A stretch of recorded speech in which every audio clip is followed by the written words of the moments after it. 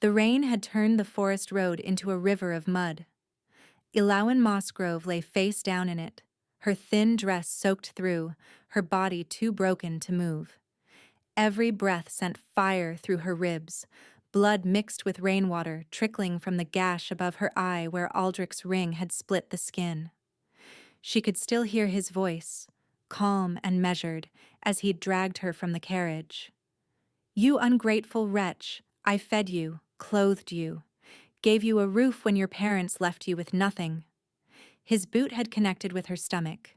She'd curled into herself, but there was nowhere to hide. "Lord Pemberton offered £12,000 for you. 12,000. All you had to do was smile, keep quiet, and let an old man have his bride." "He's 63, she'd whispered through split lips. "He's buried 2 wives already. And he'll bury you too if you don't learn obedience. But you couldn't manage that, could you?" Another kick, another rib cracking. "Please," she'd begged. "I'll do anything else. I'll work. I'll disappear. Just don't sell me to him." Aldrich had crouched beside her then, gripping her jaw with fingers that smelled of tobacco and cruelty. "You already belong to me, Elowen. I made sure of that." Her back burned at the memory. 3 years ago, when she'd tried to run the first time, he'd taught her a lesson she'd never forget. The brand. His family crest seared into her flesh between her shoulder blades. A mark of ownership. A permanent reminder that she was property, not person. "No one will want damaged goods," he had said as she'd screamed, "but at least now everyone will know who you belong to." She belonged to no one now. She was dying in the mud, and Aldrich was probably already back at Selwyn Manor, telling the servants she'd run off again. Ungrateful niece, always troubled, such a burden. He'd wait a few days, then report her missing. The magistrate would shake his head sympathetically. Young women who fled their families rarely survived long on their own. Tragic, but predictable. No one would search this road. It was barely used, a shortcut through the Ashvale forest that only locals knew. Aldrich had chosen it perfectly. Ilawan closed her eyes. The rain was cold, but she'd stopped shivering. She knew what that meant. Her body was surrendering. Perhaps it was better this way. No more beatings, no more locked rooms, no more waking in terror when footsteps approached her door. No more hiding the scars, the bruises, the shame of being something to be sold rather than someone to be loved. She thought of her mother, dead from fever when Elowen was 7. Her father, killed in a factory accident 2 months later. The solicitor reading her parents' will, explaining that guardianship fell to her father's brother, Aldrich Selwyn. "You'll be well cared for," the solicitor had promised. Lies. All of it. The sound of wheels on mud made her eyes snap open. A carriage was approaching, moving slowly through the storm. Lanterns swayed on either side, cutting weak yellow lines through the rain. Elowen tried to call out, but her voice was barely a rasp. Her throat was too raw from screaming. The carriage drew closer. She could hear horses snorting, a driver cursing the weather. They would pass her. She was just a dark shape in the mud, invisible in the downpour. "Please," she thought, "please see me." The carriage slowed, stopped. A door opened and a figure stepped out into the rain. The man moved with purpose, his long coat billowing as he strode toward her. He carried a lantern, its light swinging across the mud until it found her. Good God! His voice was deep, sharp with shock. He knelt beside her, setting the lantern down. Gloved hands touched her face, her neck, checking for a pulse. His fingers were gentle despite their efficiency. "Can you hear me?" Elowen managed a small sound. Not quite a word. "Don't try to speak. I'm going to move you." His hand slid beneath her shoulders, and pain exploded through her back. She cried out, jerking away from him with strength she didn't know she had left. "Don't," she gasped. "Please, don't touch my back." The man went still. In the lantern light she could see his face now. Strong features, dark brows drawn together in confusion, gray eyes that seemed to assess everything at once. He was perhaps 30, with the bearing of someone accustomed to command. "You're injured," he said carefully. "I need to move you to the carriage." "Not my back." She was shaking, and not from cold. "Promise me, please, don't touch my back." Something shifted in his expression. Not pity, something sharper. Understanding, perhaps, or suspicion. "I promise. I'll be careful." He adjusted his grip, sliding his arms beneath her knees and around her shoulders, avoiding her back entirely. When he lifted her, the pain in her ribs stole her breath, but he held her secure against his chest. "Harwick," he called to the driver. "Clear the seat. Find blankets. Now." The driver scrambled to obey, his voice carrying notes of alarm. "Your Grace, should I fetch a physician from the village?" "Your Grace." Elowen's heart stuttered. She looked up at the man carrying her, seeing the quality of his coat, the signet ring on his finger, the absolute authority in his bearing. "We'll take her to Thornhaven," the man said. "Send a rider ahead. I want Dr. Ashworth waiting when we arrive." Thornhaven. The word pierced through Elowen's fog of pain. Thornhaven Manor, seat of the Duke of Ashcroft, which meant the man holding her, the man whose arms were warm around her broken body, was Theron Blackwell, the most powerful lord in the Northern Territories, and the sworn enemy of her uncle. Aldrich spoke of him with venom at every dinner, the Duke who blocked his business dealings, the Duke who denied his petitions, the Duke who suspected the Selwyns of corruption, but could never prove it. Elowen had been found by the one man her uncle feared most. She didn't know whether to weep with relief or terror. Firelight, warmth, softness beneath her. Elowen woke slowly, her body cataloging its pains one by one. Ribs, throbbing, head, aching, face, tender and tight with stitches. But she was dry, clean, lying in a bed softer than anything she'd felt in years. She opened her eyes. The room was elegant but restrained. Dark wood paneling, heavy curtains drawn against what looked like morning light, a fire crackling in a stone hearth. Not an inn, somewhere finer. Thornhaven Manor. Memory flooded back. The road, the rain, the Duke lifting her into his carriage, his promise not to touch her back. She reached behind her instinctively, fingers brushing the fabric of a clean nightgown. The brand was still covered, still hidden. "You've been unconscious for a day and a half." Elowen turned her head too quickly, wincing as pain shot through her neck. The Duke sat in a chair beside the window, watching her with those sharp, assessing eyes. In daylight, he looked even more formidable than he had in the rain. Dark hair, strong jaw, the kind of stillness that suggested absolute control over everything, including himself. "The physician says you'll recover," he continued. 3 broken ribs, extensive bruising, a head wound that required stitches. Someone beat you severely. It wasn't a question. Elowen said nothing. The Duke stood, walking to a small table where a pitcher waited. He poured water into a glass and brought it to her bedside, helping her sit up just enough to drink. His movements were careful, precise, never once touching her back. He'd remembered. "Thank you," she said, her voice barely audible, "for finding me. Thank the storm. I'd have taken the main road otherwise." He set the glass down. "Now, tell me who did this to you." "Why does it matter?" "Because someone left you to die on a road no one uses, and I want to know who thought they could commit murder in my territory." My territory. The words carried weight, possession, responsibility. Elowen studied his face, searching for the trap. There was always a trap. Aldrich had taught her that. "If I tell you, what happens to me? That depends on what you tell me. Will you send me back?" Something passed across the Duke's features. "Back where?" Elowen took a breath.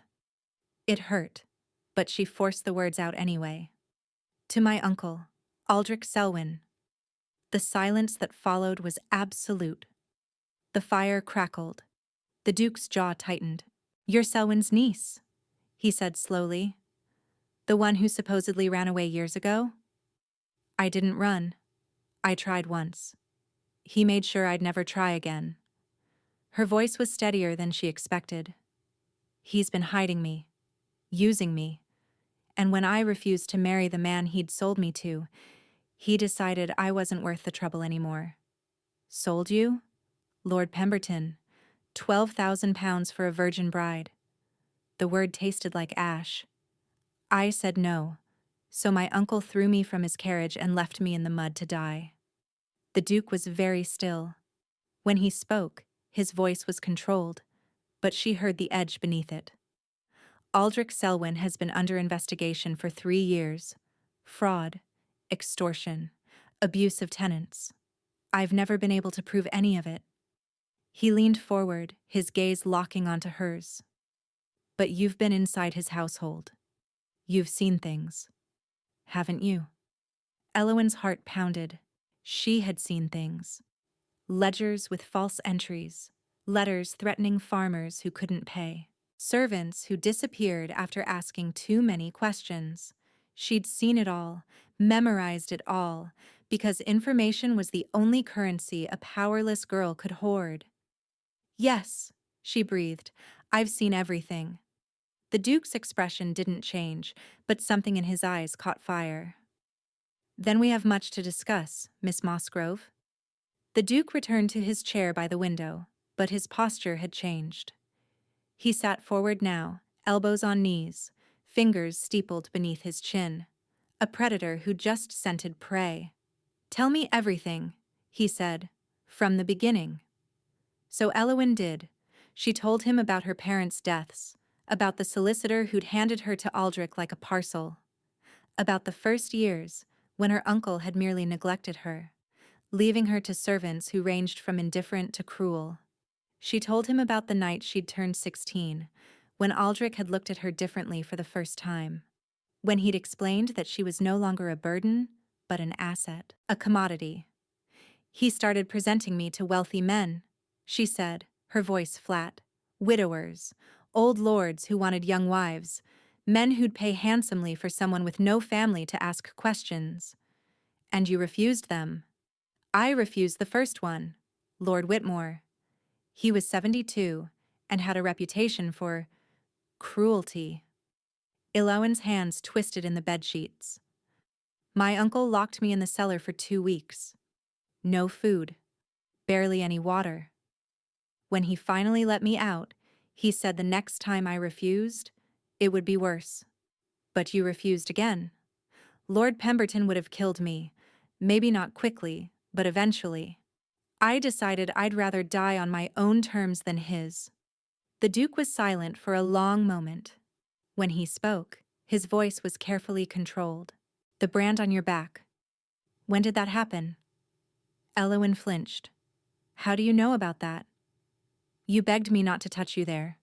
You panicked when I tried to lift you. And the physician. He paused. He examined you while you were unconscious. He saw the scar. Shame flooded through her, hot and suffocating. She'd kept that secret for 3 years, hidden it beneath high-backed dresses and carefully positioned shawls. And now a stranger knew. 2 strangers. It was after my first escape attempt, she whispered. I made it almost to the village before his men caught me. My uncle said he needed to mark his property so everyone would know who I belonged to. His family crest. Yes. The Duke rose abruptly, walking to the fireplace. His back was to her, shoulders rigid with tension she couldn't read. Aldrich Selwyn is a monster, he said, his voice low. I've known that for years, but I've never been able to touch him. He has allies in Parliament. He bribes magistrates. Every witness I've found has either been paid off or disappeared. He turned to face her. You could change that. You've lived in his household for 12 years. You know where the bodies are buried, perhaps literally. With your testimony, your knowledge, I could destroy him. And what happens to me while you're destroying him? That's what I want to discuss. The Duke crossed back to her bedside, his intent gaze holding hers. You need protection. Real protection. The kind Selwyn can't penetrate. And I need information only you possess. You're proposing a transaction. I'm proposing a marriage. The word hung in the air like smoke. You can't be serious, Elowen breathed. I'm always serious about strategy. He didn't look away. As my wife, you become untouchable. A duchess. Selwyn can't claim you as property. Pemberton can't demand you as his purchased bride. You'll have legal standing, social position, and my full protection. In exchange for helping you destroy my uncle. In exchange for justice. For you and for everyone he's ever hurt. Elowen's mind raced. You don't know me. I could be lying about everything. You're not. I've spent 3 years investigating Selwyn. Everything you've told me aligns with what I suspected but couldn't prove. This is insane. This is practical. He straightened. I won't pretend this is romantic, Miss Mossgrove. I'm offering you a partnership. Separate rooms. Separate lives. In private. In public, we present a united front. You help me build an unassailable case against Selwyn. I keep you safe while we do it. And if I refuse? Then I'll pay for your recovery and help you disappear. New name, new location, enough money to start over. His jaw tightened. But know this. The moment you surface anywhere, Selwyn will find you. He thinks you're dead right now. That's your only advantage. Once he learns you survived, he'll come for you. And next time, I won't be there. Elowen stared at him. This stranger who was offering her everything she'd never dared to want. Safety. Power. A chance to make Aldrich pay for every bruise, every scar, every night she'd spent crying in the dark. One condition, she said slowly. Name it. The other girls, the ones he's sold before me. If we find them, we help them too. The Duke's expression shifted almost imperceptibly. Surprise, perhaps, or respect. Agreed. What else? I need to know why this matters so much to you. Not just politics, not just justice. Why do you hate him? The Duke was quiet for a long moment. Because 5 years ago, Aldrich Selwyn destroyed someone I loved. He made it look like an accident, but I know the truth. His voice was ice. My younger sister, she was investigating his treatment of tenants. She got too close to proof, and she died for it. Elowen understood then. This wasn't just about justice. This was about revenge. Then we have an agreement, she said. Help me sit up. I want to shake your hand properly. The Duke helped her rise, his touch careful, avoiding her back. When she extended her hand, he took it. His grip was firm and warm, anchoring her. Welcome to Thornhaven, Miss Mossgrove. When you're well enough, we'll begin. Begin what? Teaching you how to be a duchess. 4 days later, Elowen stood in the entrance hall of Thornhaven Manor, overwhelmed by the sheer scale of her new life. The manor was ancient and imposing. Stone walls rose 3 stories high, lined with portraits of stern-faced ancestors who seemed to judge her from their gilded frames. A grand staircase swept upward, splitting into 2 wings. Crystal chandeliers caught the morning light, scattering rainbows across marble floors. It was beautiful. It was daunting. The East Wing will be your domain, the Duke said beside her. Private chambers, sitting room, dressing room. The West Wing is mine. We'll share the common spaces, library, dining room, and the gardens. It's larger than my uncle's entire estate. Thornhaven has been in my family for 6 generations. We've had time to expand. He gestured toward the staircase. Mrs. Valerie will show you to your rooms. She's the housekeeper. Anything you need, she'll provide. As if summoned, an older woman appeared from a side corridor. She was perhaps 50, with silver-streaked auburn hair pulled back severely and eyes that missed nothing. Her dress was immaculate, her posture perfect. "Your Grace," she said with a precise curtsy, "the chambers are prepared as you requested. Mrs. Vellery, this is Miss Elowen Mossgrove. She'll be the Duchess of Ashcroft within the fortnight. She's recovering from an accident and requires care. See to it." Mrs. Vellery's sharp gaze swept over Elowen, cataloguing the fading bruises, the careful way she held herself, the fear she couldn't quite hide. "Of course, Your Grace." Her voice softened almost imperceptibly. "Welcome to Thornhaven, Miss Mossgrove. We're honored to have you." "Thank you." Elowen kept her voice level despite the tremor in her hands. "I hope I won't be too much trouble." "Nonsense. This house has been without a duchess for far too long." Mrs. Vellery offered her arm. "Come, I'll show you to your rooms. You need rest before we begin." "Begin what?" Mrs. Vellery exchanged a glance with the Duke.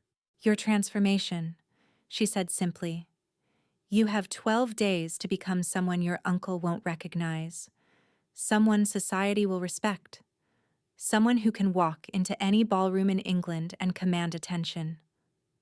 12 days? The Duke doesn't believe in wasted time. Mrs. Vellery guided her toward the staircase. "Neither do I." As they climbed, Elowen glanced back. The Duke still stood in the entrance hall, watching her ascent with an expression she couldn't decipher. She was a stranger in a fortress, about to marry a man she barely knew, preparing to destroy the uncle who'd branded her like cattle. 12 days to become a duchess. It seemed impossible. But then again, so had surviving that night in the rain. The next 12 days were relentless. Elowen woke at dawn and didn't stop until exhaustion claimed her each night. Mrs. Vellery had assembled an army of tutors, each more demanding than the last. Etiquette, deportment, conversation, dancing, though her ribs protested every movement. The history of the Blackwell family, their allies, their enemies, the intricate web of politics that governed noble society. She learned which fork to use for fish, which topics were acceptable at dinner, how to curtsy to varying ranks without appearing either servile or arrogant. She learned that the Duke's grandfather had been a war hero, that his father had died when Theron was just 19, leaving him to manage estates and alliances most men didn't master until middle age. She learned that Theron worked from dawn until past midnight, that he hated small talk, but could dissect a political situation with surgical precision, and that he remembered everything anyone ever told him. And she learned, slowly, that he was watching her with something more than strategic interest. Every evening at 8, they dined together. The table was built for 20, and they sat at opposite ends, the distance between them symbolic. But as the days passed, the conversations grew longer, more personal. "Tell me about the ledgers," he said one night. "The ones you saw in Selwyn's study." Elowen had been waiting for this question. She closed her eyes, pulling the memories forward. 2 sets of books.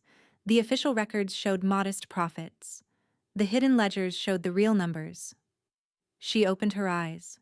He's been stealing from his tenants for years, inflating rents, then pocketing the difference, charging for repairs that never happen, and the estate taxes he claims to pay to the crown, I don't think half of them actually reach the treasury.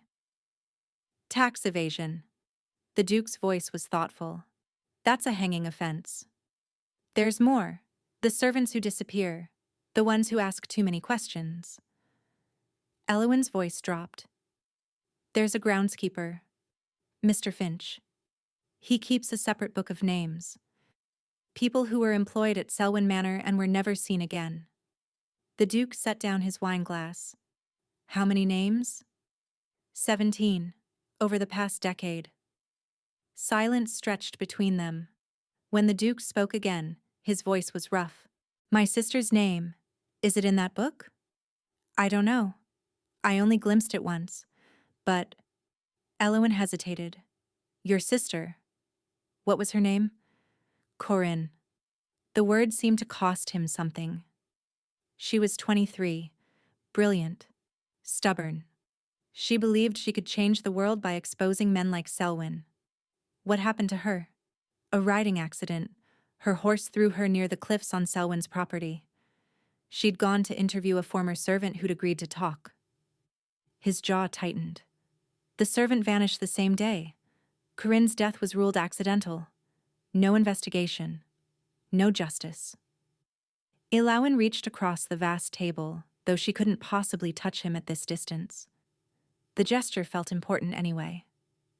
"We'll find the truth," she said, her voice soft but certain. "For Corinne, for everyone." The Duke looked at her for a long moment. Something broke open in his face, a wall cracking, a glimpse of the grief beneath the control. "You're not what I expected," he said finally. "What did you expect?" Someone broke in, someone who'd cower and comply. His mouth curved slightly. "Instead, I found someone who negotiates terms from a sickbed and demands justice for strangers. I've been broken. I just refuse to stay that way." Before he could respond, the door burst open. Mrs. Valerie entered, her face pale with urgency. "Your Grace, a message from London. Lord Pemberton has filed a formal complaint with the magistrate. He's claiming Miss Musgrove was promised to him by legal contract and demanding her return." The Duke rose slowly, his expression hardening to iron. "How does he know she's alive?" "Someone must have talked. A servant at the inn, perhaps. Word spreads." Elowin felt the color drain from her face. "If he has a contract—" "He has nothing." The Duke's voice cut through her panic. "You were never legally his. Selwyn had no authority to sell you. You're not property." "The brand on my back suggests otherwise." "The brand proves only that your uncle is a criminal. It changes nothing about your legal status." He turned to Mrs. Valerie. "Send word to Reverend Ashby. We marry tomorrow. I won't wait another day." Mrs. Valerie nodded and disappeared. The Duke crossed the room until he stood before Elowin, close enough that she had to tilt her head to meet his eyes. Her voice was barely a breath. "Are you certain?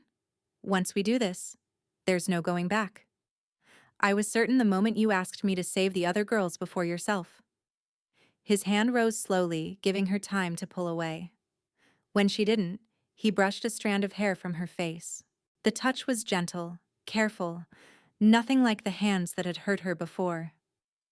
"Tomorrow you become my wife," he said, his voice low. "And God help anyone who tries to take you from me." The wedding was small and swift. Reverend Ashby performed the ceremony in Thornhaven's private chapel, with only Mrs. Valerie and the butler as witnesses. Elowin wore a simple ivory gown the seamstress had rushed to finish, and when Theron slid the ring onto her finger, his hands were sure even if hers trembled. "With this ring, I thee wed." The words felt surreal. 20 days ago, she'd been dying in the mud. Now she was a duchess. That evening, Theron hosted a small dinner.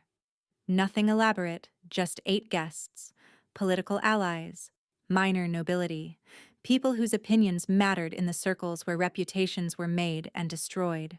"This is your test," he'd explained that afternoon. "Show them the woman I married. Confident, graceful, unshakable. And if I fail, you won't." Now Elowin sat at the center of the table, painfully aware of every eye assessing her. Lady Ashworth, a silver-haired widow with a tongue like a razor.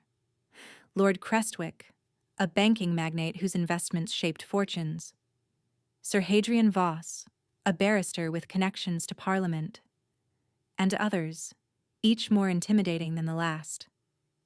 "Your Grace," Lady Ashworth said, her gaze sharp. "Forgive my curiosity, but your courtship with the Duke was remarkably swift. Some might call it scandalous." Elowin felt the trap in the question. One wrong word, and she'd be dismissed as a fortune hunter, a schemer, or worse. "Swift, yes," she replied calmly. But when the Duke makes a decision, he doesn't hesitate. I've learned to appreciate that quality. And what qualities does he appreciate in you? My honesty, I hope, and my memory for details. Alowan let her gaze drift to Lord Crestwick. Speaking of which, Lord Crestwick, I understand you've invested with several Northern estate managers. Have you had dealings with Selwyn Holdings? The table went quiet. Lord Crestwick set down his wineglass. I considered it once. Why do you ask? No particular reason. Only that I've heard whispers about their accounting practices. Discrepancies between reported profits and actual returns. She shrugged delicately. Probably just rumors. What kind of discrepancies? The kind that might warrant an audit, if one were cautious. Lady Ashworth's eyes narrowed with new interest. You seem remarkably well informed for a new bride, Your Grace. I believe in paying attention. Elowen smiled. One never knows when information might prove useful. Later, after the guests departed, Theron found her in the library nursing a glass of sherry with shaking hands. You were magnificent, he said. I was trembling the entire time. Those aren't mutually exclusive. He poured himself whiskey and sat across from her. Lord Crestwick will investigate. He can't resist a potential scandal, especially one involving money. And Lady Ashworth will spread the whispers. By week's end, half of London will be questioning Selwyn's finances. Is that enough? It's a start. Reputations crumble from small cracks. He studied her over the rim of his glass. You planted the first crack tonight, Duchess. The title still felt foreign. But when he said it, something warm bloomed in her chest. 3 days later, an invitation arrived. The Marchioness of Blackwood requests the honor of your presence at her annual spring gala. Theron read aloud. His expression darkened. This Saturday. That's in 4 days. Yes, and according to my sources, your uncle will be attending. Elowen felt ice spread through her veins. Aldrich? At a society gala? He's been cultivating connections, trying to rebuild his reputation after the whispers started spreading. Theron set down the invitation. This is sooner than I planned. But it's also an opportunity. Every important name in London will be present. If we expose him there, everyone will see. Exactly. The next 4 days blurred into intensive preparation. More lessons, more rehearsals, more strategic planning. Theron drilled her on every guest she might encounter, every potential trap, every way Aldrich might try to discredit her. He'll claim you're mentally unstable, Theron warned during one session. That the accident damaged your mind, that you're inventing stories for attention. How do I counter that? By being calmer than he is, more composed, more credible. His eyes held hers. Let him get angry. You stay unwavering. The moment he loses control, he loses the crowd. The night before the gala, Elowen couldn't sleep. She wandered to the library past midnight, seeking distraction in books, and found Theron already there. He stood at the window, staring out at the moonlit gardens, a glass of whiskey untouched in his hand. Nervous? He asked without turning. Beyond nervous. Good. Fear keeps you sharp. He faced her then, and she saw exhaustion carved into his features, the weight of 5 years spent hunting the man who'd killed his sister. Elowen, I need you to understand something. It was the first time he'd used her given name. What we're doing is dangerous. Aldrich won't accept exposure quietly. He'll fight back. He'll target you. I know. Do you? He crossed to her, stopping close enough that she could see the silver flecks in his eyes. Because protecting you has become more than strategy, and that unsettles me more than anything your uncle could do. Her heart stuttered. Theron, don't. His voice was rough. Don't say anything yet. After tomorrow, when this is finished, we'll figure out what this is. But tonight, I need you to know that whatever happens in that ballroom, I will not let him touch you again. He reached out slowly, giving her time to pull away. When she didn't, his hand cupped her cheek with devastating gentleness. "Get some rest," he murmured. "Tomorrow, we end this." The Blackwood estate blazed with light, carriages lining the drive for a quarter-mile. Hundreds of guests filled the grand ballroom, a glittering sea of silk and jewels and carefully concealed ambitions. Elowyn descended from the carriage on Theron's arm, wearing deep sapphire velvet that made her eyes luminous. Diamonds glittered at her throat, borrowed from the Ashcroft family vault. Mrs. Vellery had spent 2 hours on her hair, transforming her into someone she barely recognized. Someone who looked like she belonged here. "The Duke and Duchess of Ashcroft," the majordomo announced. Every head turned. Whispers rippled through the crowd like wind through wheat. Elowyn kept her spine straight, her chin high, and her hand resting firmly on Theron's arm. "Breathe," he said under his breath. "I am breathing." "You're holding your breath. Relax. Let him come to you." They navigated the crowd slowly, accepting congratulations, deflecting curiosity, playing the roles they'd rehearsed. Lord Crestwick greeted them warmly, mentioning that he'd begun investigating Selwyn Holdings. Lady Ashworth mentioned that the rumors were spreading faster than she'd expected. And then, Elowyn saw him.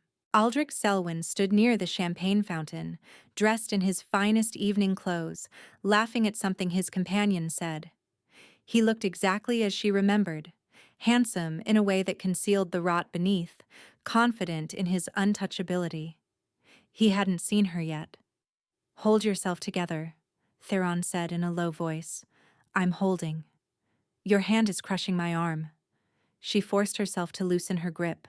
"Sorry." "Don't be. Channel it." The Marchioness of Blackwood herself approached them, a formidable woman in her 60s who ruled London society with iron grace. "Your Graces. How delightful. I must say, Duke, your bride is even lovelier than the rumors suggested." "The rumors could never do her justice," Theron replied smoothly. The Marchioness studied Elowyn with sharp eyes. "I don't believe I know your family, my dear. Mossgrove, is it?" "Yes, my lady. My parents died when I was young. I was raised by my uncle." Elowyn kept her voice light. "Aldrich Selwyn." The Marchioness's eyebrows rose. "Selwyn? But he's here tonight. I had no idea you were connected." "We haven't spoken in some time. A family disagreement." "How intriguing." The Marchioness smiled like a cat scenting cream. "Perhaps you should reconcile. Family is so important." Before Elowyn could respond, she felt it, that prickling awareness of being watched. She turned her head. Aldrich had seen her. His champagne glass shattered on the marble floor, drawing gasps from nearby guests. His face had gone chalk white, eyes wide with disbelief that rapidly transformed into something darker. "Excuse me," he said to his companions, already moving toward her. The crowd parted. Elowyn's heart hammered. Theron's hand covered hers, grounding her. Aldrich stopped 3 feet away. His gaze raked over her, cataloging the diamonds, the velvet, the ring on her finger. "Niece?" he said, his voice strangled. "I thought you were dead." "Clearly not. Where have you been? I searched everywhere. I was worried sick." "Were you?" Elowyn cut him off, her voice carrying just enough to reach nearby listeners. "Strange. I was found half dead on a road you chose specifically because no one uses it, almost as if someone wanted me to disappear." Aldrich's mask flickered. "You're confused. The accident—" "There was no accident. There was you, your carriage, and your decision to leave me in the mud like garbage." She held his gaze. "But I survived. And now I'm the Duchess of Ashcroft." "You're delusional." Aldrich's voice dropped, venomous. "Whatever lies you've told your husband, I'll expose them. You're nothing but a hysterical girl making accusations she can't prove." "Perhaps." Theron spoke for the first time, his tone cutting like a blade. Or perhaps she's the witness I've been searching for, the one who can finally prove what you really are? Aldrich's eyes darted between them. This is absurd. You have no evidence of anything. Don't we? Elowyn tilted her head. Tell me, Uncle, how many names are in Mr. Finch's book now? More than 17? The color drained from Aldrich's face. I don't know what you're talking about. Then you have nothing to fear. She smiled, and it was sharp as broken glass. Enjoy the gala, Uncle. We certainly will. Aldrich retreated, but Elowyn knew it wasn't over. She'd seen the calculation behind his panic, the mind already working on counterattacks. An hour later, she slipped onto the terrace for air, needing a moment away from the watching eyes. The garden stretched below, silvered by moonlight. Footsteps behind her. You shouldn't be alone out here. She turned. Aldrich stood in the doorway, his earlier composure restored. But his eyes were different now, colder. What do you want? To offer you a chance. He moved closer, blocking her path back inside. Walk away from this. Tell your husband you exaggerated. Leave Thornhaven. Disappear. Why would I do that? Because I know things about your husband that could destroy him. Things that would make your marriage invalid. Things that would leave you with nothing. His smile was thin. And because I know where your old nursemaid lives. Sweet Mrs. Thornberry, wasn't it? The only person from your childhood who actually cared about you? Cold terror gripped her chest. Don't. She's in Wiltshire now. A small cottage. Very isolated. Aldrich's voice was casual, conversational. Accidents happen in isolated places. You should know that better than anyone. If you touch her, I won't. As long as you cooperate. He leaned closer. Leave with me tonight. Quietly. No scene. Or tomorrow, Mrs. Thornberry's cottage burns down with her inside, and I release documents proving your precious Duke committed treason during the Continental Wars. You're lying. Theron would never. Wouldn't he? You've known him.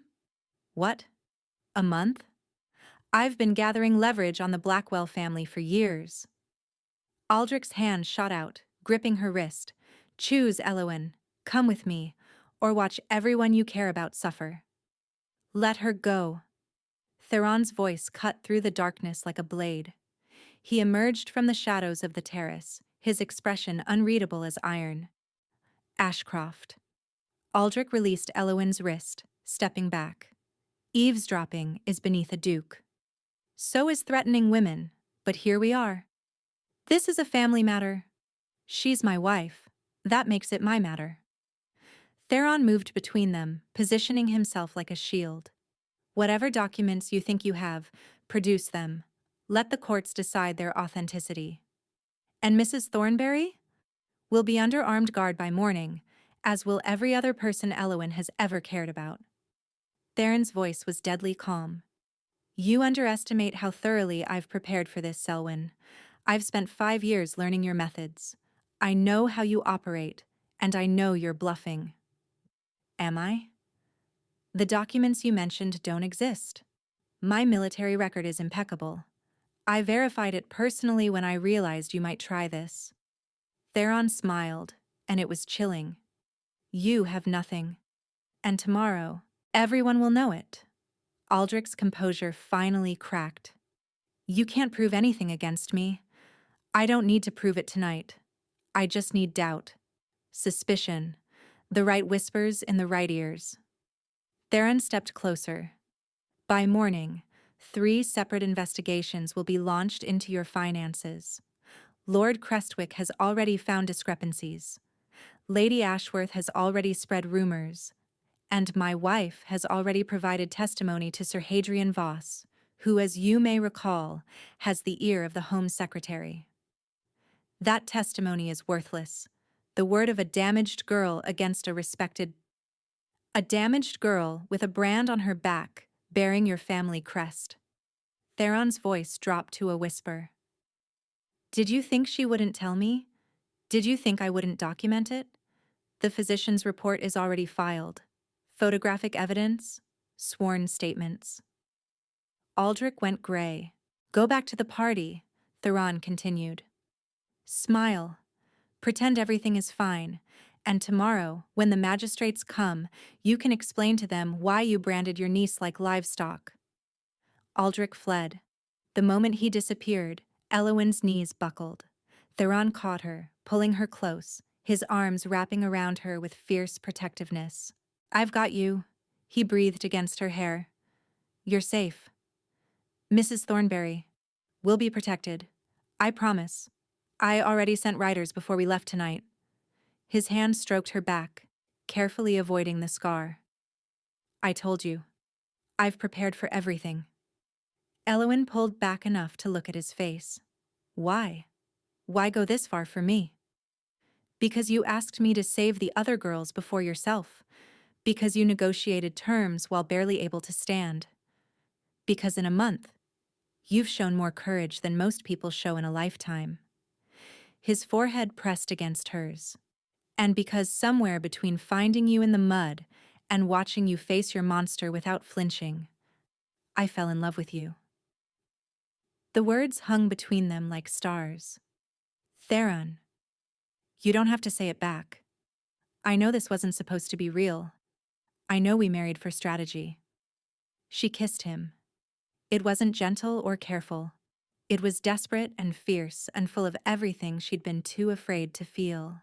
His arms tightened around her, and he kissed her back like she was the only thing keeping him anchored to the earth. When they finally broke apart, both breathless, Eowyn laughed. I love you too, she whispered. I didn't plan to, but I do. Then let's finish this. Together.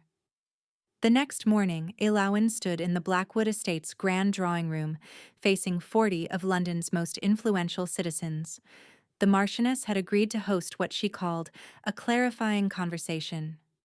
In reality, it was a trial. Aldrich stood on one side, flanked by his solicitor. Eowyn and Theron stood on the other. Between them, the Marchioness presided like a queen dispensing judgment. These are serious allegations, the Marchioness said. Lord Selwyn stands accused of financial fraud, physical abuse, attempted murder, and branding a human being.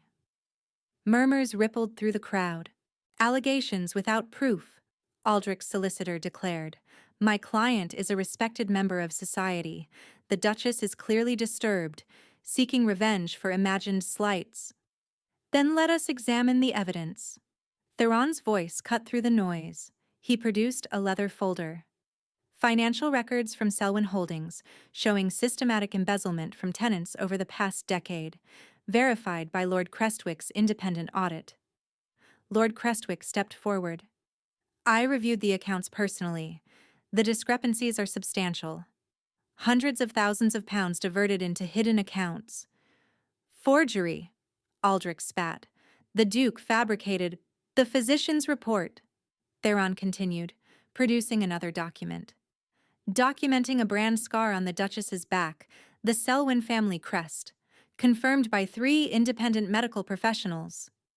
Gasps echoed through the room. She did that to herself, Aldrich said desperately. She's always been unstable. I also have this. Eowyn's voice was unwavering despite her pounding heart. She held up a worn leather journal. Mr. Finch's book, a record of 17 servants who worked at Selwyn Manor and disappeared without trace. Where did you get that? Aldrich lunged toward her, but Theron blocked his path. It was delivered to us this morning, Eowyn said. By Mr. Finch himself, along with his written testimony. He's lying. He's a drunk, I'm neither, my lord. The crowd parted. An elderly man in worn clothes walked forward, his face weathered but his eyes clear. I kept that book for 10 years, Mr. Finch said, because I knew someday someone would ask. 17 names, 17 people who saw things they shouldn't have, who asked questions, who threatened to talk. His voice cracked. Including Lady Corinne Blackwell. The room erupted. Theron went absolutely rigid. Eowyn reached for his hand. She came to interview me, Mr. Finch continued. I was going to tell her everything, but Lord Selwyn found out. He— The old man's voice broke. He made her death look like an accident, just like he's done with all the others. Lies! Aldrich screamed. This is a conspiracy. The Duke has paid these people to— I've paid nothing, Theron said, his voice frighteningly calm. The truth doesn't require compensation. I believe we've heard enough, the Marchioness announced. Lord Selwyn, you will be detained until the magistrate arrives. Given the severity of these accusations, I'm confident the Home Secretary will take personal interest. You can't do this. I have rights. I have connections. You have nothing. Elowyn stepped forward, facing the man who'd branded her, beaten her, tried to kill her. You thought I was worthless. Property to be sold, garbage to be discarded. She held his gaze, but I survived. I found people who saw my value. And now everyone knows exactly what you are. Aldrich's face contorted with rage. He lunged at her, hands reaching for her throat. Theron moved faster. One punch, precise and devastating. Aldrich crumpled to the floor, blood streaming from his nose. Get him out of my sight, the Marchioness ordered. As guards dragged Aldrich away, still screaming threats and denials, Elowyn felt the weight of 12 years finally lift from her shoulders. It was over. 6 months later, Elowyn stood in the newly completed east wing of Thornhaven Manor, watching morning sunlight stream through tall windows. The space had been transformed. No longer empty guest chambers, but a refuge. 23 women lived here now, learning skills that would help them build new lives. Reading, writing, arithmetic, household management, trades that would give them independence. She called it Corinne's house. Theron had wept when she'd told him the name. The only time she'd ever seen him cry. Aldrich was awaiting trial in London, his assets frozen, his reputation destroyed. Lord Pemberton had fled to the continent to avoid investigation into his own dealings. Mr. Finch had been given a cottage on the Thornhaven estate and a pension for life, and 7 of the 17 names in his book had been traced to living families who finally learned what happened to their loved ones. 7 families who could finally grieve properly and seek justice. Footsteps behind her. Arms wrapped around her waist. The morning post arrived, Theron said softly against her hair. 3 more applications for the refuge, and a letter from Mrs. Thornberry. She's accepted your invitation to visit next month. Elowyn leaned back into him. Good. I've missed her. There's something else. He turned her to face him, producing a small velvet box. I've been carrying this for weeks, waiting for the right moment. Inside was a ring, not the wedding band she already wore, but something different. A delicate band of silver, set with a single sapphire that caught the light like captured starlight. It was my sister's, Theron said, his voice low. She wore it every day. It was the one thing of hers I kept after she died. He took her hand. I want you to have it, not because you're my wife, but because you're the woman who gave me back my faith in justice. In people. In love. Elowyn's eyes burned with tears. Theron, you came into my life half dead in the mud, and you brought me back to life. He slid the ring onto her right hand. I found you in the rain, but you found me in the darkness. She kissed him then, softly, slowly, with all the love she'd never believed she deserved. When they pulled apart, she rested her forehead against his. No more darkness, she whispered. Not for either of us. No more darkness, he agreed. Through the window, Elowyn could see the gardens of Thornhaven, the forests beyond, the road where everything had changed. She'd been thrown away once, left to die by a man who saw her as nothing. But she'd been found by a man who saw everything she could become, and together, they'd built something the darkness could never touch. Thank you for staying with us until the very end. If this story touched something in you, the fight for justice, the power of being seen, and the strength it takes to survive, I hope you'll share it with someone who needs to hear it. Drop a comment telling us your favorite moment and where you're listening from. If you're ready for another story where love conquers the impossible, subscribe and ring that bell so you never miss the next chapter. You're the reason these stories exist. Thank you for being here, for listening, for believing that even in the darkest moments, love can find a way.